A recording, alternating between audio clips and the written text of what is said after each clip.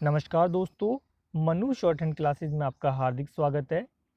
दोस्तों, आउटलाइन व पीडीएफ के लिए आप हमारे टेलीग्राम चैनल को ज्वाइन करें। डिक्टेशन स्टार्ट होगी 90 शब्द प्रति मिनट ठीक 3 सेकंड बाद। स्टार्ट। पश्चिम बंगाल की मुख्यमंत्री ममता बनर्जी का यह कहना झूठ की पराकाष्ठा ही है कि उनके राज्य में कहीं कोई राजनीतिक हिंसा नहीं। चुनाव बाद जिस राजनीतिक हिंसा में दर्जनों लोग मारे गए और सैकड़ों पलायन करने के लिए बाध्य हुए, उससे सिरे से इनकार करना देश की आंखों में धूल झोंकने जैसा है। ममता बनर्जी इस कोशिश में कामयाब नहीं होने वाली, क्योंकि राजनीतिक हिंसा के कुछ मामले सुप्रीम कोर्ट भी पहुंच गए हैं।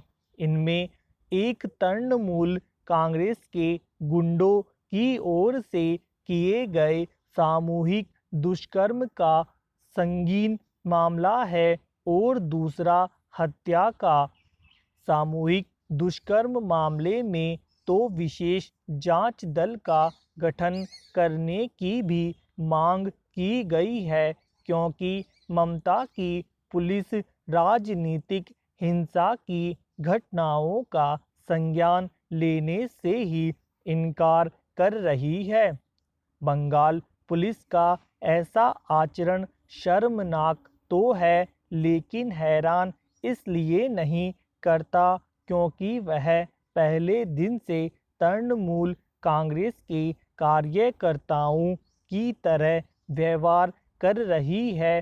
पुलिस के ऐसे ही कदाचरण के कारण बंगाल एक अरसे से राजनीतिक हिंसा की तमाम घटनाएं सामने आई, जिनमें कई लोग मारे भी गए।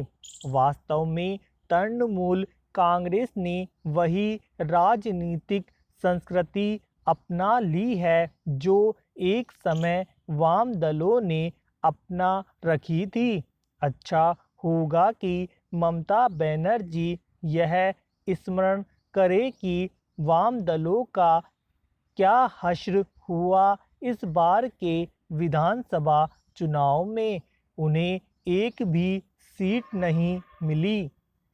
यह लज्जाजनक है कि तीसरी बार सत्ता में आई ममता बनर्जी राजधर्म की खुली अनदेखी करने के साथ पूरी तरह निरंकुश दिख रही है। उनके इस रवैये से भाजपा को यह कहने में आसानी हो रही है कि चुनाव बाद की भीषण राजनीतिक हिंसा उनके शहर से ही हो रही है। ममता बनर्जी कुछ भी दावा करे, वह यह नहीं भूल सकती कि कुछ समय पहले खुद उन्होंने राजनीतिक हिंसा में मारे गए लोगों के स्वजन के लिए मुआवजे की घोषणा की थी। ममता सरकार के मनमानेपन और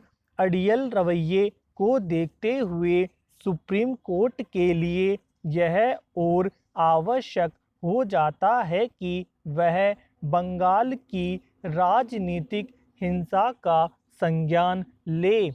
यह अपेक्षा इसलिए क्योंकि कायदे से उस अब तक इस संदर्भ में दायर की गई याचिकाओं पर सुनवाई कर लेनी चाहिए थी। बंगाल की राजनीतिक हिंसा के मामले में केंद्र सरकार की भी यह जिम्मेदारी बनती है कि वह अपने स्तर पर कुछ कदम उठाए, क्योंकि वहाँ जो कुछ हो रहा है वह भारतीय राजनीति और लोकतंत्र के लिए कलंक ही है।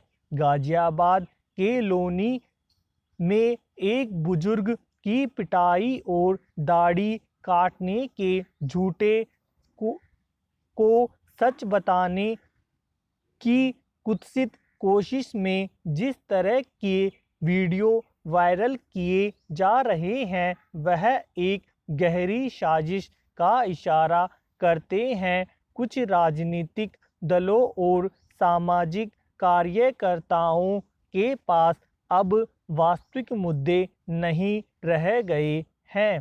धन्यवाद।